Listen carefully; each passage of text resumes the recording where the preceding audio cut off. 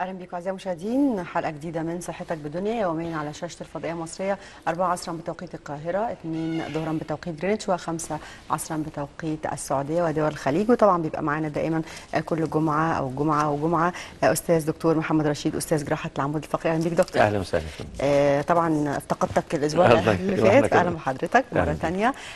طبعا اعزائي المشاهدين في انتظار استفساراتكم، ونتكلم عن العمود الفقري يا دكتور.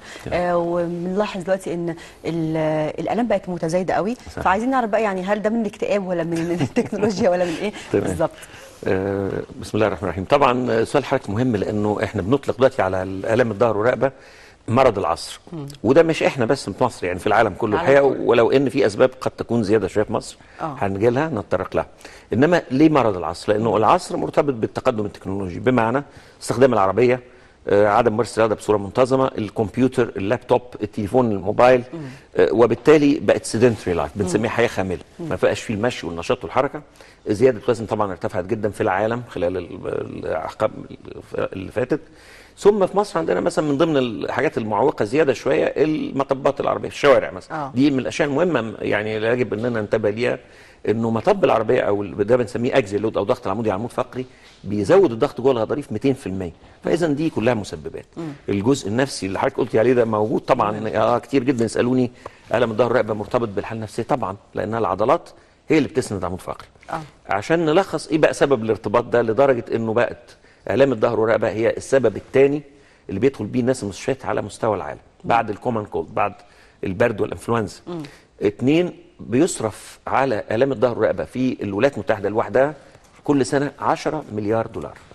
من ايه بقى؟ عدد ساعات العمل المقتطعه، المشاكل اللي بتسببها، الضغط على الاعصاب وخلافه، اذا والالات اللي بتستخدم في التدخل الجراحي. اذا هي مشكله جسيمه للبلد يعني اقتصاديه.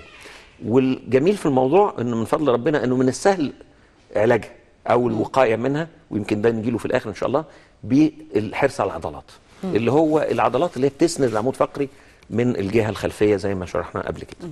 طيب دكتور، عايزين نتكلم عن وسائل العلاج الحديثه طبعا مرض العصر زي ما قلنا، تمام. وكمان للتدخل الجراحي المحدود حضرتك اتكلمنا فيه قبل كده، وهل بتنفع لكل الحالات ولا لا؟ تمام. هو طبعا التدخل الجراحي المحدود، عشان نفكر الساده المشاهدين، احنا قلنا انه زمان يعني في الثمانينات كان ما عندناش وسائل جراحيه كبيره قوي في العمود الفقري، حاجات بدائيه. وكان على سبيل المثال لما يجي مريض عنده تزحزح فقري ما كانش عندنا حل الا الجاكيت الجبس. فالمرضى كانوا بيبقوا سعداء بالالم راح، ولكن يقولوا لنا ما عندكوش حل جراحي، نقول لهم والله ما عندناش. في ال 86 تقريبا 85 86 بدا الحلول الجراحيه تظهر وتزيد في جراحه العمود الفقري. اذا هي جراحه تقدمت قوي في الفتره الاخيره ال 20 25 سنه الماضيين، فبقينا نعمل تدخل جراحي في صوره تثبيت الفقرات وخلافه. بس المرضى بيقولوا لنا ما عندكوش حل مش جراحي، نقول لهم ما كان عندنا قبل كده. ولكن ده اللي خلى كل العلماء في العالم بيفكروا ازاي نعمل تدخل جراحي بدون الطريقه التقليديه للفتح الجراحي المحدود.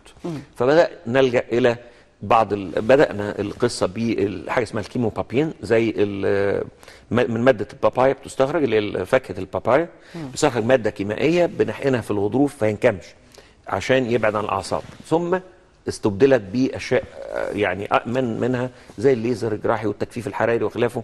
دي بدايه القصه بتاعه مناظير او التدخل الجراحي المحدود في العمود الفقري. واول ما بدات مناظير الحقيقه بدات في النساء، امراض النساء او الولاده، ثم تفرعت الى كل افرع الطب من فيها الجراحه العامه والمناظير. طبعا عندنا عمليات اخرى زي المناظير العمود الفقري، بدل ما نفتح الفتح الجراحي عشان نوصل للغضروف بنستخدم فتحات 2 مللي وبندخل بالياف ضوئيه، ثم الات دقيقه جدا 2 مللي نشيل بها الغضاريف. حتى في الرقبه عندنا عمليات المريض بيبقى صاحي فيها تماما، تخدير موضعي وهو بيتابع العمليه على التلفزيون، وبتاخد تلت ساعه ويروح بيته سايق عربيته بعد العمليه. طبعا دي جميله جدا وهي مغريه، لانه المريض يقول لك انا عايز من ده. ولكن دي بقى النقطه المهمه، انه مش كل حاله تصلح لها اي حاجه. طبعا لابد من التوفيق، انه الحاله دي ينفع لها كذا. صح. ولكن من حق المريض، يعني انا دايما اقول للمرضى من حقه انه يعرف ليه اخترت لي دي ما اخترتليش دي. طيب دكتور، تثبيت الفقرات دائما يعني علاجها، يعني انا زميله والدتي اتصلت فبتقول لي انا عامله ايه وتثبيت فقرات عندي، لكن كلهم منعوني من الجراحه. فهل فعلا بسبب ايه بقى؟ يعني انا ما عندها اسباب يمكن طبيه. بس هو طبعا الكلمه دي بنسمعها يوميا، ان بيجي مريض يقول لي انا رحت لكذا طبيب قالوا لي اوعى حد يلمس ظهرك. ايوه صح. ودي حاجه شائعه، الخوف من عمليات عموما، خوفوهم يعني. وهقول لحضرتك طبعا ليه، يعني في رايي. ونمره 2 ان الخوف من عمليات العمود الفقري على وجه الخصوص زيها زي القلب او المخ، 3 اجزاء خطيره، والواحد يقول لك لا دي عمليه بتبقى جنب حاجه حساسه، وده حقيقي. عاده لما بيروح المريض لحد مش متخصص هيقول له، مش هيقول له انا ما بعملهاش، لا عاده يعني يقول له انا اوعى حد يلمس ظهرك، يعني بيخوفوا منه.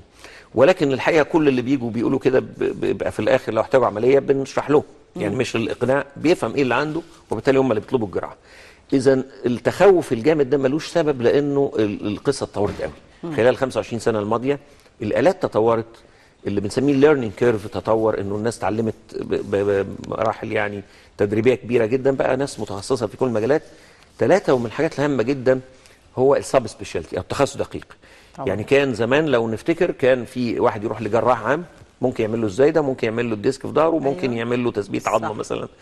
دلوقتي مفيش حاجه اسمها كده، في رمد وانف واذن وعظام. العظام نفسها بقت تخصصات، في مناظير، وفي جراحه اطفال، وجراحه يد، وجراحه تركيب مفاصل، وجزء منها العمود الفقري. يجي العمود الفقري نفسه بقى اجزاء، الرقبه، الظهر، وكل جزء منها له طبيبه. بمعنى يعني اما كنت في النمسا في طبيب بيشتغل فقط الفقرات العنقيه، بل انه بيشتغل جزء منها بس، جزء من الفقرات العنقيه فقط. او واحد تاني بيشتغل جراحه الانحناء الجانبي العمود الفقري للاطفال فقط.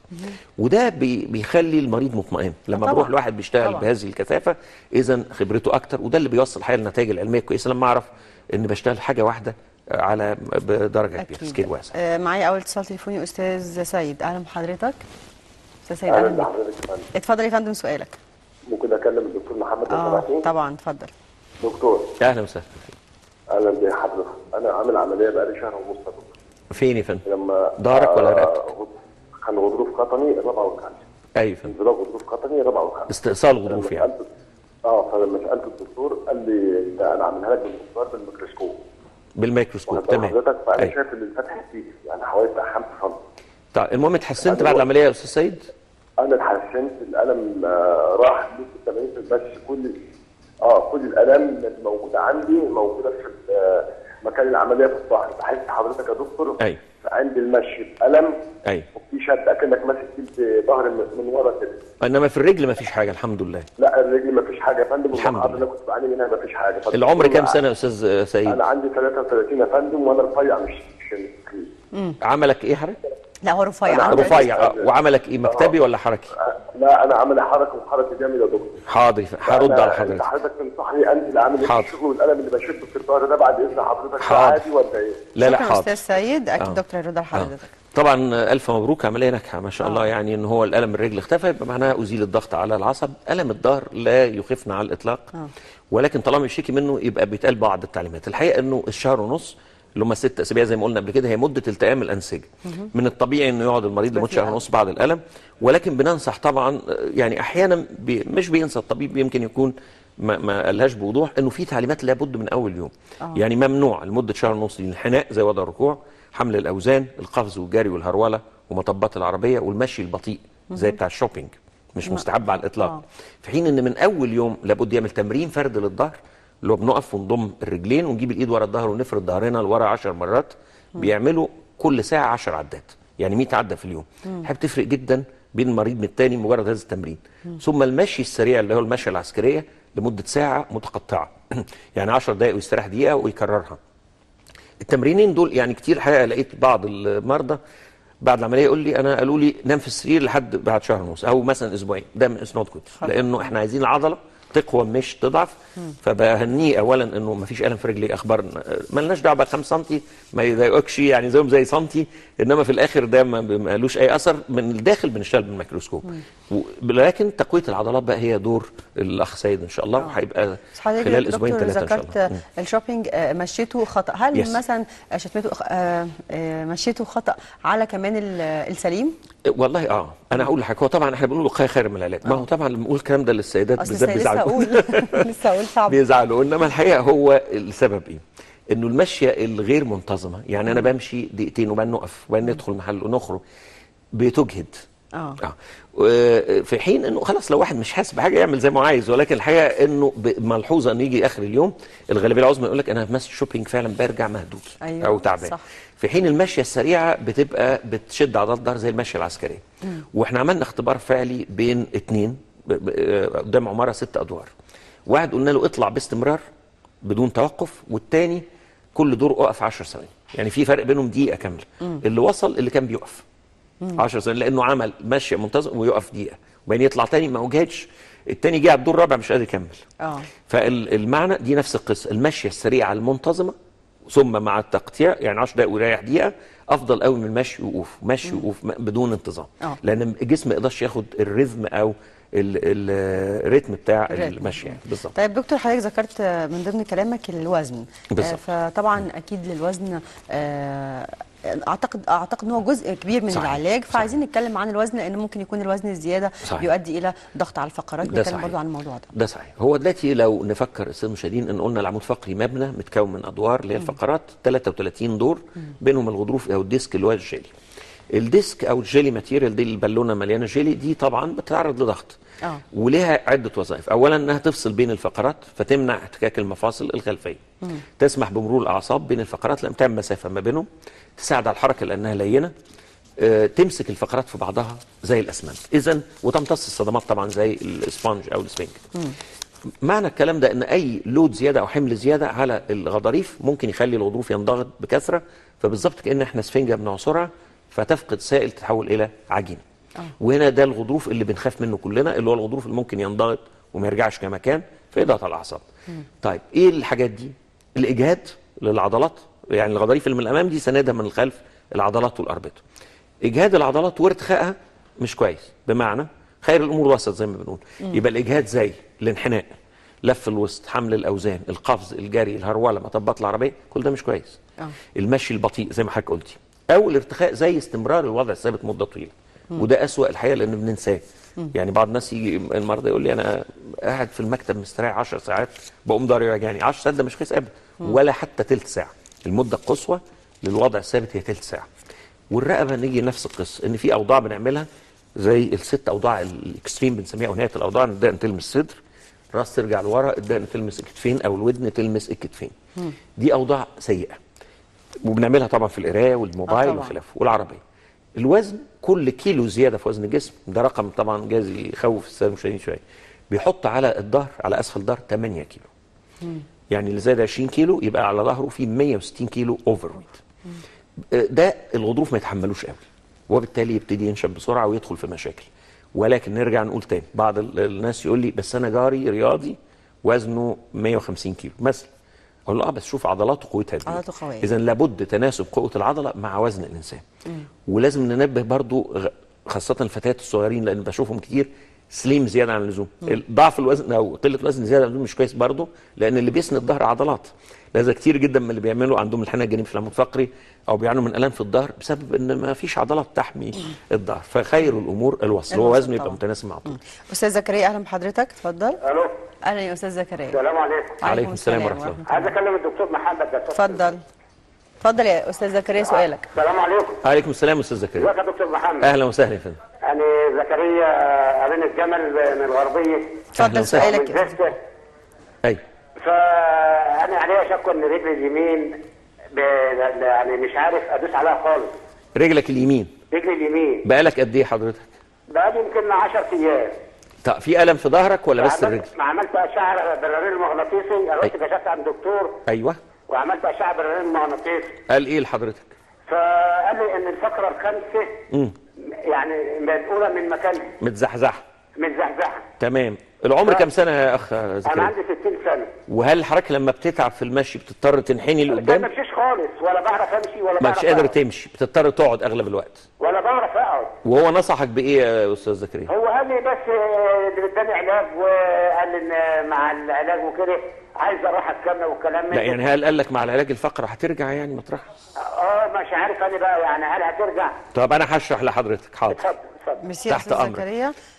طيب دكتور عفوا هناخد فاصل ونرجع نستكمل جواب دكتور محمد رشيد مع استاذ زكريا. ميرسي لي.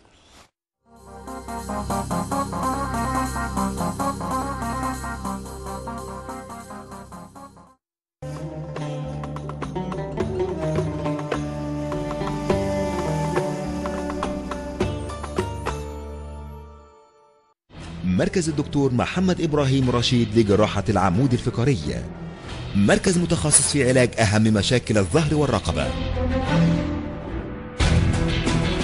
ويضم المركز مكتب خاص للتثقيف الصحي والطبي للمرضى، بالإضافة للتخصص الدقيق في إجراء عمليات التدخل الجراحي المحدود، الانحناء الجانبي للعمود الفقري، التجفيف الحراري للغضروف، التثبيت الداخلي بدون تدخل جراحي، الليزر الجراحي. صحتك أمانة.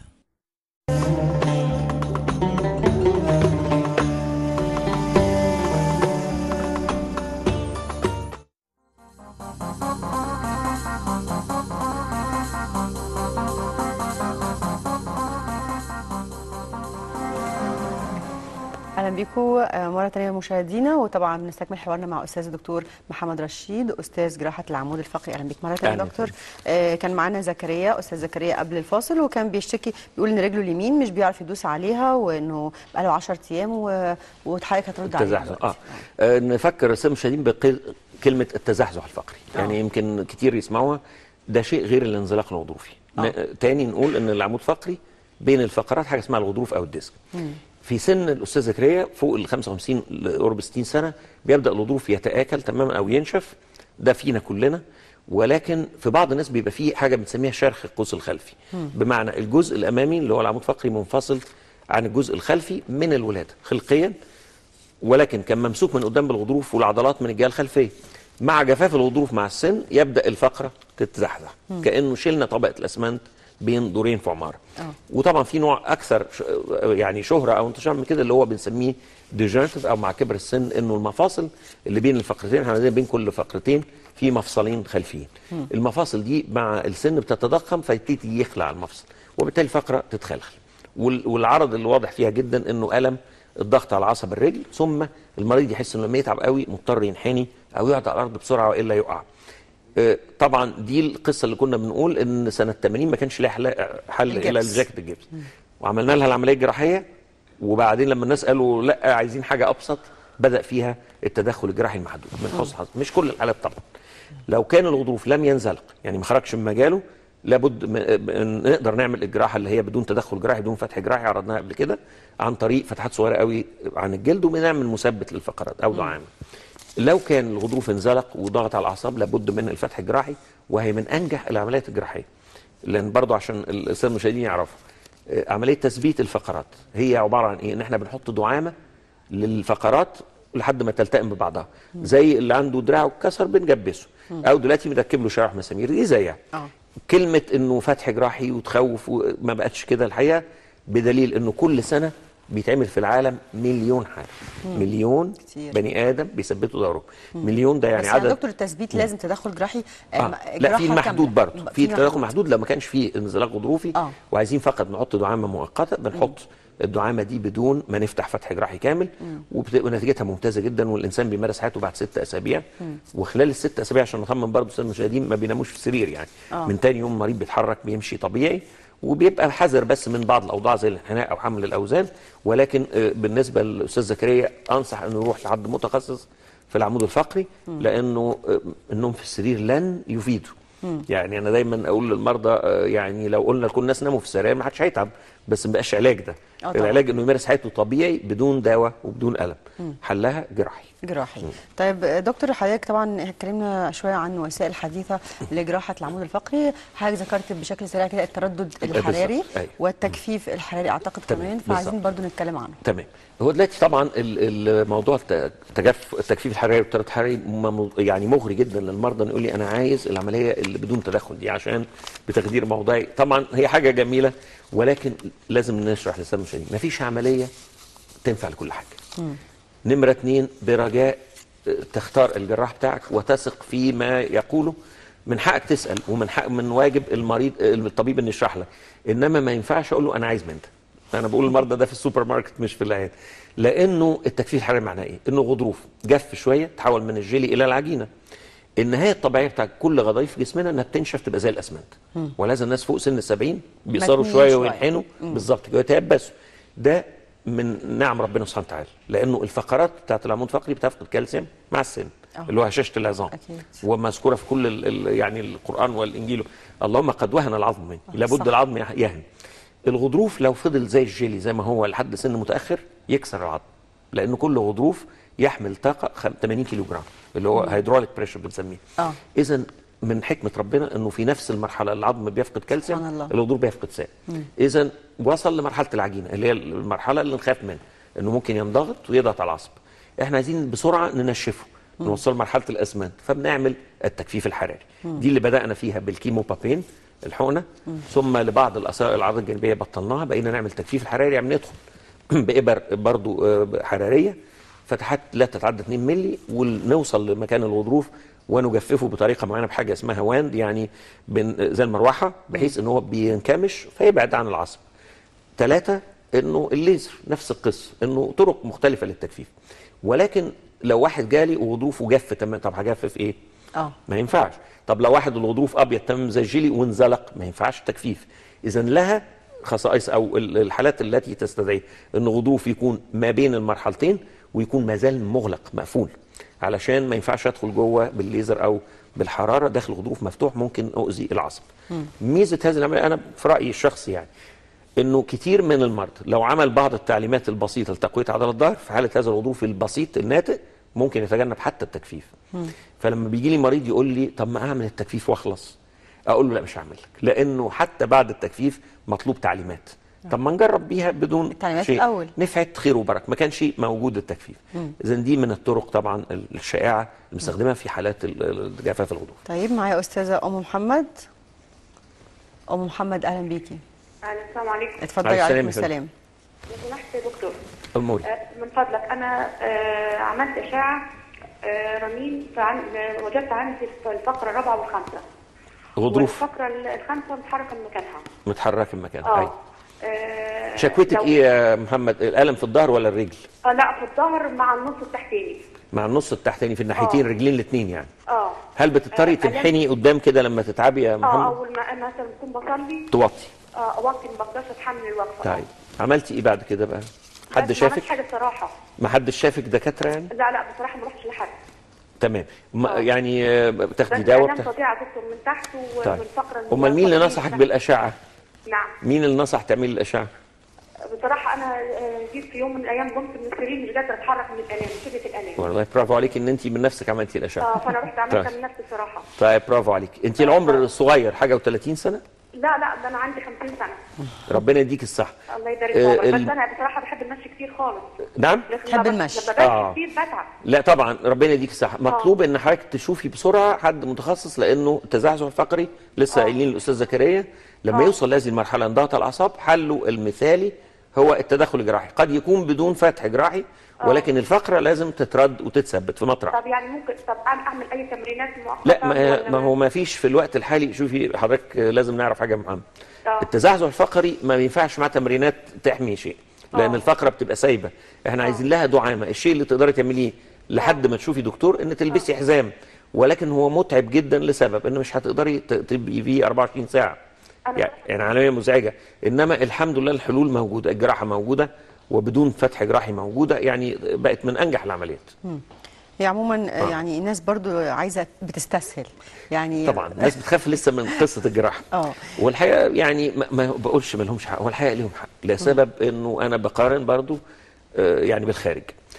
اول حاجه ودي هامه انا شايفها من الحاجات الرئيسيه واتمنى يا رب يعني تتم في بلدنا، التامين الصحي. لسبب انا في بعض المرضى يقول لي انا مش بتكلم في موضوع الفلوس، انا بس خايف من العمليه. فبيسالني وبكام العمليه؟ اقول له ببلاش. يقول لي بجد؟ قال له والله يعني اذا الموضوع فلوس بقى. والحقيقه ده حقيقي. النهارده لما افكر اني عمليه وانقطاع العمل وعمليه قد يكون فيها مشاكل، طب مين اللي هيغطي كل ده؟ واعذر كل من يفكر في انه قبل ما يروح حتى الدكتور يقول لك انا خايف اروح الدكتور يدخلني في مشاكل. في الخارج الحقيقه ده شفته، لو بيعطس كده بيروح الدكتور او عنده مش عارف ايه لسبب حقه متامن تماما. اذا لما نيجي بقى في التدخل الجراحي زي كده، لو انا هقول للمرضى اللي كلمونا كلهم وغيرهم اتفضل مجانا في المكان الفلاني، كله هيروح لسبب حقه. يعني انا شايف ان من حق الانسان المصري او ابسط حقوقه الرعايه الصحيه اللي هي كامله. أكيد. فيعني الخوف جزء منه كبير قوي ما يترتب عليه من الامور الماديه. صح. حقيقي. طيب دكتور، عايزين برضو نتكلم لو في جديد في جراحه العمود الفقري من خلال المؤتمرات اللي حضرتك حضرتها طبعا كده يعني. طبعا احدث حاجه حاليا بتتكلم في حاجات يعني ما طبقتش على ارض الواقع، ولكن وصلت الى مراحل متقدمه قوي، زي حاجه بنسميها الكمبيوتر نافيجيشن. النافيجيشن ده بمعنى ان احنا زي سيميوليتور، زي الجهاز المماثل، زي اللي بيتدربوا عليه قياده طيارات وسيارات وخلافه. ان بيبقى فيه جهاز كمبيوتر عند الجراح في غرفه عمليات، بينقل عليه صوره المريض بالكمبيوتر ثلاثيه الابعاد. والجراح بيضع نقط معينه مطرح المسامير اللي احنا بندخلها، ان في حاجه اسمها هيومن ايرور، خطا البشري، حتى لو وصل بنسميه يعني 3/10%، ولكن خطا قد يحدث، يجي المسمار جنب عصب. في الكمبيوتر سيميليشن لا يحدث، لان احنا بنشتغل على الكمبيوتر، بنوجه هذه النقاط بتاعه دخول المسمار على شاشه الكمبيوتر، فيوضح لنا فين مكان الصح اللي هندخل فيه بالمسمار. الحقيقه دي حاجه بدات تتنفذ طبعا في الخارج بكثره، عشان الاجيال الجديده بدل ما يقعد يتعلم 10 سنين يدخل مباشره عن طريق الجايدنس، كمبيوتر جايدنس، يعني بتوجيه كمبيوتر. انا مش من الناس المرحبين بيها قوي، الا الشخص يكون اوريدي اتعلم الطرق التقليديه، لسبب انه بيفقد كده السكيل او المهاره اليدويه. والحقيقه هم ما زالوا بره القصه دي بيغبطون عليه. يعني لما بيجي مريض عنده حاجه في الصدر، احنا بنروح بنعمل بركشن بالضغط وبالسماعه، هم لا ده انا بعته اشعه وام ار اي. فالحقيقه انه احنا عندنا ما زال الحمد لله محتفظين بالمهاره اليدويه. اذا الحاجات اللي هي فيري ادفانسد دي او التكنولوجيا الحديثه قوي سهلة، ما يستحسنش قوي انها تتطبق مباشره. عندنا طبعا يعني اشياء مماثله زي الروبوت بيدخل في بعض العمليات الجراحيه اللي قلنا الانسان الالي، وقد تم فعلا اجراء ديسك في الفضاء يا دكتور بتاخدوا بريك انتوا وهو اشتغل؟ بالظبط، احنا بنوجهه طبعا، ولكن وجه روبوت من الارض وتم اجراء عمليه ديسك لرائد فضاء. فطبعا العلم قدامه كتير، والجينيتك انجينيرنج اللي هو الهندسه الوراثيه، فده طبعا مجالات كبيره قوي في مجال العظام. طيب معايا اتصال تليفوني، معلش ما سمعتش الاسم. خلاص اهو انا هدخل جوه. اتفضلي استاذه لميا معايا. ايوه السلام عليكم. ساميه. عليكم السلام ورحمه الله وبركاته. ايوه اتفضلي يا استاذه ساميه. ممكن اكلم الدكتور؟ طبعا، اتفضلي سؤالك. انا لو سمحت، انا عندي 36 سنه. ايوه. ولسه عندي عامله رنين مغناطيسي الاسبوع اللي عدى. ايوه. ودكتور مخ واعصاب شافه، وطلع فيه كسر في المفصل في الرابعه جنب الفقره الرابعه. الفقره الرابعه اعتقد. واضح نفس الشكوى باين النهارده كل حالات تزحزح. هو حاجه شائعه عشان نبقى عارفين انه 12% من الناس عندهم، من 8 ل 12% عندهم شرخ في القوس الخلفي للفقرات. طب دكتور ده سببه ايه يعني؟ خلقي. الجزء الرئيسي خلقي، في جزء بنسميه ديجنراتيف اللي هو مع السن، في جزء طبعا بنسميه للاسف ده موجود بنسميه ايديوباثيك، يعني نتيجه ياتروجينيك يعني نتيجه الطبيب، يعني بمعنى بيكون عمل جراحه استئصال الصفائح الخلفيه من الظهر وعمل الشرخ في القوس الخلفي، يعني عشان نقرب للسن. ما بيكونش مثلا من حركات خاطئه مثلا؟ لا، هو هيزيد مع بعض الناس، وهقول لحضرتك طبعا دي النوع الرابع، انه لو شبهنا الفقره انها مبنى ليه عمودين، ده اللي بنسميه القوس الخلفي، اللي هو بيمشي فيه الحبل الشوكي والاعصاب. 8 ل 12% من الناس عندهم الشرخ في القوس ده خلقي. الجزء الثاني من اللي هو الشائع زي ما حضرتك بتقولي، اللي هو بعض الحركات الجامده قوي زي راقصي الباليه والجمباز، اللي بيبقى عندهم ليونه عامه في الاربطه، الجوينت لاكسي بنسميه، بيبقى بعض الحركات الجامده قوي تؤدي الى حدوث هذا الشرخ في القوس الخلفي، انفصال جزء عن ده. اذا هي حاجه شائعه، ولكن مش كل الناس بتشكي. لو نعرف اللي محتاج منهم تدخل جراحي فقط 2% من المجموع ده. اذا هي حاجه موجوده، ولكن اول ما نحس بالم في الظهر لا يختفي لوحده او بدا ينزل في الرجل، يعني نعمل زي ما محمد عملت كده من نفسها، راحت عملت اشعه ورنين، وده حاجه جميله عشان نكتشف القصه وتعالج في وقت المناسب. هنستكمل حوارنا مع استاذ دكتور محمد رشيد، استاذ جراحه العمود الفقري، وهنتكلم عن الاورام. احنا عارفين طبعا الاورام السرطانيه عموما بقت منتشره في مصر السنوات الاخيره. نتكلم بقى عن اورام العمود الفقري وكيف يتم معالجتها وعمل عمليات جراحيه. نشوف الفاصل ونرجع لكم مره ثانيه.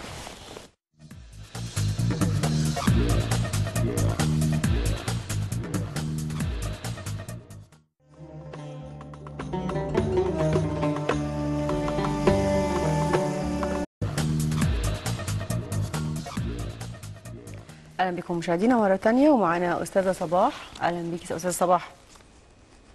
استاذه صباح اهلا بيكي، اتفضلي سؤالك. السلام عليكم. وعليكم السلام ورحمه الله. اهلا بك. ممكن اكلم الدكتور حضرتك؟ طبعا، اتفضلي سؤالك. من فضلك دكتور لو سمحت. ايوه. انا الحاجه صباح، عندي حوالي 70 سنه دلوقتي. ربنا يديك الصحه. وبعدين بقول لحضرتك انا ظهري بيوجعني قوي، ورحت اكشف عند الدكتور، قال لي ليكي عمليه. هل العمليه تنفعني في السن ده حضرتك؟ شرح لك ايه هي العمليه؟ توسيع مجرى اعصاب او ولا ما شرحش؟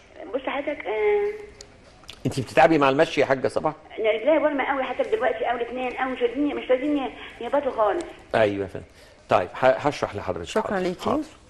طبعا السؤال يعني وارد وبنسمعه كل يوم، لما يجي مريض يقول لي انت عارف يا دكتور السن كبير، اقول له ما هو ده السن بتاع العمليات العمود الفقري. الحقيقه انه الغالبيه العظمى من عمليات العمود الفقري امتى؟ لما العظم يبقى هش فيحصل انضغاط، لما الغضروف ينشف فيطلع من مجاله، لما العضلات تضعف فيبدا الفقر يتزحزح. ممكن يكونوا خايفين من البنج والحاجات دي. هو طبعا عندهم حق طبعا، ولكن احنا بنشتغل في جو امن الحمد لله، اساتذه تخدير فاهمين ايه اللي بيعملوه يعني.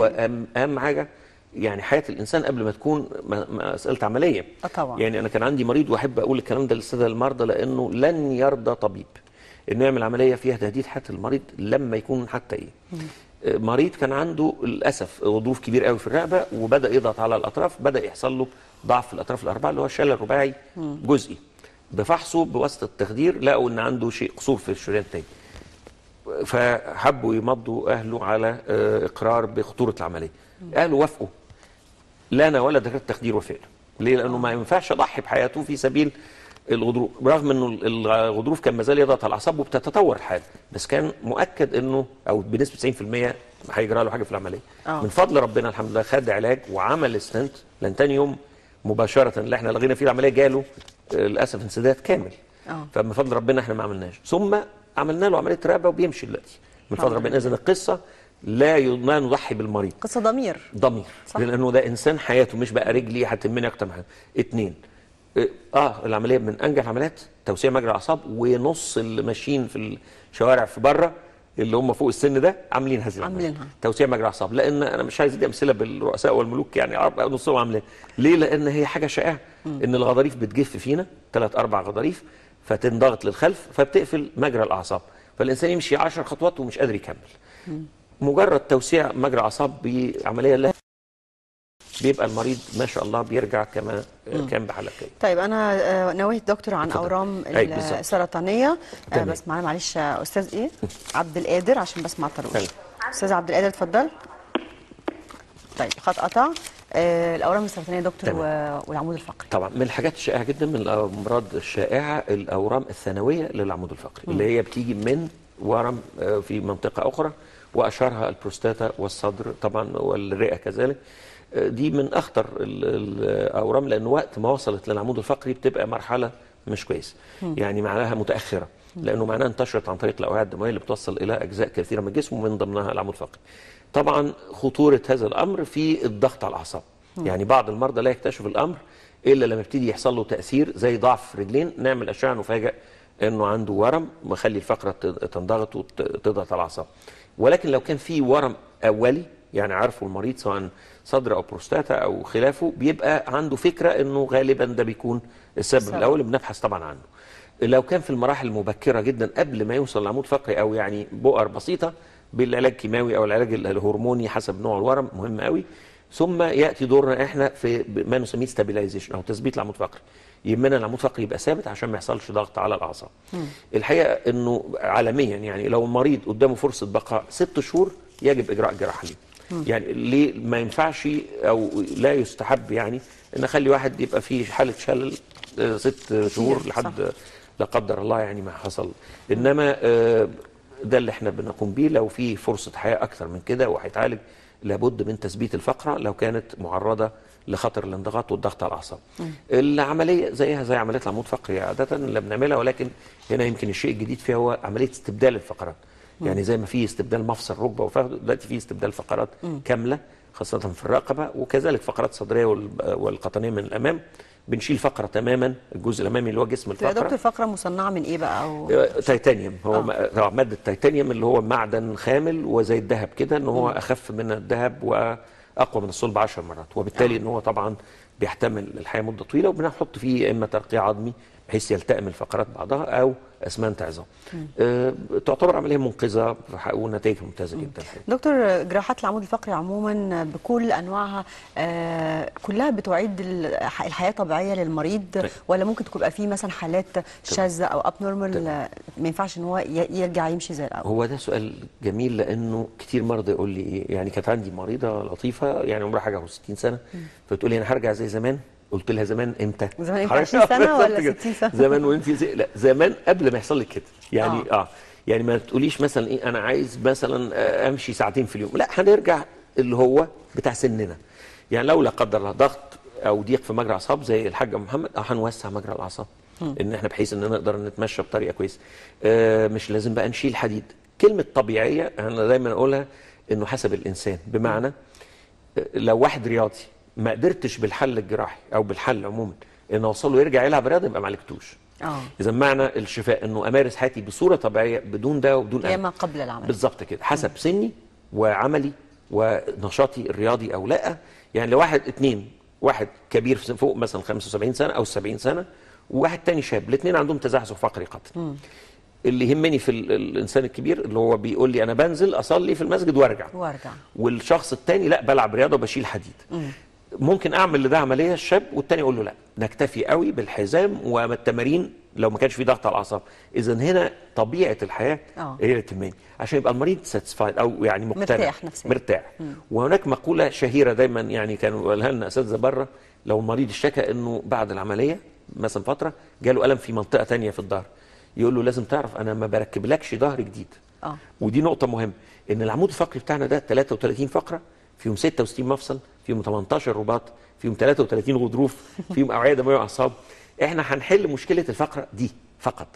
طب باقي العمود الفقري قد يكون في خشونه في فقرات اخرى تعمل بعض الالم الاخر المختلف. الغرض الرئيسي من عمليات العمود الفقري بوجه عام منع تدهور الحاله، ده في حد ذاته علاج. يعني انا لما اقول ان همنع ان الحاله دي تدهور عشان ما يحصلش لا قدر الله ضعف الاعصاب، يبقى انا كده خدت الايم بتاعي، الهدف الاول. اي تحسن اضافي بونس بنسميه يعني هديه من عند ربنا سبحانه وتعالى، والمريض لازم يكون فاهم كده. بس اطمن الساده المرضى الحقيقه انه ببعض التعليمات اللي مديها بعد العمليات الجراحيه بقيه العمود الفقري كذلك بيبقى كويس. انما ما فيش عمليه تحل مشاكل الجسم كله زي ما اتفقنا. احنا بنحل مشكله هذه المنطقه. كان في من مرضايا راجل بطل من ابطال يعني الرياضه المشهورين عندنا، وبيلعب رياضه بعد العمليه بسنه، رياضه عنيفه يعني. فانا بقيت اقول له انا مش مسؤول غير عن الفقره بتاع العمليه، لانه انت لو اصبت نفسك في مكان اخر. قال لي لا طبعا انا فاهم. فاذا القصه احنا بننبه المريض ايه اللي يعمله بحيث يتجنب. مهم جدا للمريض كمان وهو يبقى فاهم. معايا استاذه ام محمد، حد تاني؟ اتفضلي يا استاذه ام محمد. يا ريت توطي صوت التلفزيون ارجوكي. وطي التلفزيون يا سعد. اتفضلي سؤالك. ماشي. الريموت كان هنا. سؤالك استاذه، اتفضلي سؤالك. ايوه انا ام محمد من المنيا. اهلا بحضرتك، اتفضلي سؤالك. ظهري وجعني من تحت. كنت رحت للدكتور قال لي اعمل اشعه رنين، عملت. طلع ايه؟ قال لي ده عندك فقرتين، الرابعه والخامسه. فيه قال نصحك بايه؟ ماسكين الحبل الوريد اللي هو ماشي للركبه دي. الحبل الشوكي. ونصحك بحضرتك بايه؟ بعمليه؟ فقال لي انت كده لازمك عمليه غضروف. طيب انت حضرتك العمر كام سنه؟ عندي 67 يا بنت. حاضر، ربنا يديك الصحه. ميرسي يا استاذ. هشرح لحضرتك. طبعا الشكوى الشائعه انه في السن ده ممكن جدا الغضروف نشف وضغط على الاعصاب. يعني واضح ان الدكتور اللي شاف واضح فاهم القصه وقال لها عمليه. بطمن الحاج محمد والساده المشاهدين، من ابسط العمليات في العمود الفقري لاي جراحه عمود فقري هي عمليه استئصال الغضروف وتوسيع مجرى الاعصاب. ومن ابسط عمليات تثبيت الفقرات لسبب انها بقت شيء شائع زي ما قلنا. نفسي نشيل التخوف طبعا من ذهن الساده المشاهدين، ويمكن من الاسباب او من الطرق الجميله المستخدمه ان بخلي المرضى يتصلوا بالمرضى السابقين. بقول لهم انا مش مأجرهم ولا حاجه، دول حقيقيين وبيتصلوا، والحقيقه ببقى سعيد جدا. ليه؟ لانه بيشرحوا لبعض حاجات يمكن بيسالون في تفاصيل دقيقه، ويقول له انا حصل كذا ومشيت اليوم الفلاني. حاسين بيها فعلا. حاسين بيها. وده بيدي قناعه. ثم انا شايف يعني انه الحمد لله ثقافه المجتمع بترتفع دلوقتي. الناس بقت فاهمه ان في حد يسمى متخصص في جراحه العمود الفقري، فاهم انه العمليات ما بقتش بالرعب بتاع زمان. يعني يمكن الناس كانت مش عايزه تقرب زمان من عياده العمود الفقري او المخ والاعصاب او القلب، انما بقت القصه بسبب التطور التكنولوجي واحنا شايفين النتائج. فانصحها ان شاء الله تتكل على الله يعني. طيب دكتور، عايزين بقى نصائح للوقايه تمام. من الام العمود الفقري عشان ما نضطرش نروح الجراحه. صحيح، هو ده مهم طبعا لو ربنا شاء. انا يعني دايما اقول للساده المرضى اللي بيجوا لي انه بدايه احنا صحيح اسمنا جراحين عمود فقري، ولكن انا بحط نفسي محل المريض. صح. وده اللي قاله لي استاذي الحقيقه، يعني استاذ الدكتور غابي الله يرحمه، من الناس الافاضل، وقال لي عايز ما تغلطش في ولا تشخيص. قلت له يا ريت. قال لي حط اسمك على الاشعه كما لو انه اشعتك. فالحمد لله من فضل ربنا انه بقى تصور لو ده ظهري او دي رقبتي ايه اللي اعمله. فالاول بنحاول العلاج بالطرق السلميه، والعلاج بالطرق السلميه لا يعني فقط الدواء والعلاج الطبيعي، بالعكس ابسط من كده كذلك، وهي التعليمات اللي بنقولها لك قد تحافظ على العضلات. ونسبه فوق ال 80% من الناس ما بيحتاجش تدخلات جراحيه لو التزم. باختصار او عشان نفتكر 4 نقاط للساده المشاهدين: الامتناع عن اجهاد العضلات وهنقوله، وارتخاء العضلات وهنقوله، ووضع جلوس النوم، والتمارين. هم 4 اشياء سواء للظهر والرقبه. اجهاد العضلات اللي هو بالنسبه للرقبه ال6 اوضاع الممنوعه، اللي هو نهايه الاوضاع، ان الدقن تلمس صدر، او الراس ترجع لورا، او الدقن تلمس الكتفين، او الاذن تلمس الكتفين. و2 حمل الاوزان. 3 القفز، الجري، الهروله، مطبات العربيه طبعا. بالنسبه للظهر دي صعبه شويه، ولكن الظهر الانحناء الشديد، اللف الوسط اليمين والشمال، برضه حمل الاوزان والقفز والجري والهروله ومطبات العربيه والمشي البطيء، مشي الشوبينج زي ما يبقى ده الاجهاد. وطبعا لو لاحظنا انه هذه الاوضاع كلنا بنعملها خلال اليوم من 100 ل 300 مره خطا، تبطيلها في حد ذاته ده علاج، يعني ده البدايه. 2 ارتخاء العضلات، وده اهم لان بننساه، هو استمرار الوضع الثابت اكتر من ثلث ساعه. بمعنى لو جالس اقف، وده اللي بعمله بين كل مريض تاني، بقوم اتمشى واقعد بوصله، وده لينا كلنا. او اللي واقف يقعد، او اللي واقف يرفع رجل عن الثانيه زي سيده البيت او ربة منزل، او البيت دي محاضره مثلا او مدرس او خلافه، يرفع رجل عن الثانيه، ده بيخلي الظهر مستقيم. 3 وضع الجلوس والنوم، ده بالنسبه للظهر والرقبه. لازم الظهر الفراغ اللي فيه مسنود بسند، والرقبه كذلك بحاجه اسمها حرف سي، مخده، بحيث انه يبقى الرقبه في وضع الزاويه القايمه اللي هو النظر افقي. ثم التمارين، ودي ابسط شيء في الموضوع وكلنا نقدر نعمله، اللي هو تمرين فرد الظهر. بنقف كل ساعه ونفرد الظهر لورا 10 عدات ونكررها 10 مرات في اليوم. وللرقبه تمرين، بيجوا لي بعض الساده المشاهدين الاعزاء شافوا التمرين هنا وتحسنوا عليه. ان هو بنقعد في الوضع الراس الزاويه القامه، ونجيب الايد من الناحيه اليمين ونزق بالظبط 10 عدات يمين و10 شمال و10 قدام و10 ورا، برضو 10 مرات في اليوم. الحقيقه هذا التمرين ينقذ من العمليات اذا شاء ربنا سبحانه وتعالى. طيب بعض الناس يقول لي طب وانا لو ما عنديش الشكوى دي بقى اعمل التمارين؟ والله كويس، خير كوقايه. انما لو نسيتها يبقى خير برضه، يبقى معناها ما عندكش قلب. عموما ده بتمارين عندي. هنحاول ان احنا نقول طبعا الخطوات الوقائيه دي كل مره في ختام كل حلقه. نذكر مشاهدينا بنشكر الاستاذ دكتور محمد رشيد، استاذ جراحه العمود الفقري. شكرا لك جزيلا دكتور، شرفتنا ونورتنا وافدتنا الحقيقه. الله يخليك. اعزائي المشاهدين شكرا لكم، نلقاكم غدا وحلقه جديده من صحتك بالدنيا.